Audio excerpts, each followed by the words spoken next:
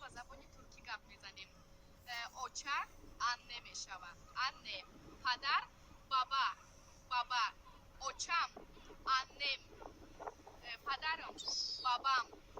خواهر kız kardeş kız kardeş apa abla abla aka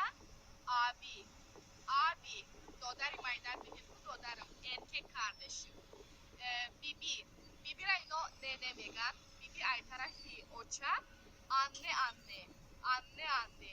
bibi ay tarafı peder baba anne baba anne بسیار وقت nene میگن nene her dü tarafı هم bibiyo میشود خالا teyze خالم teyzem teyzem تقا dayı dayı تقاییم dayım amak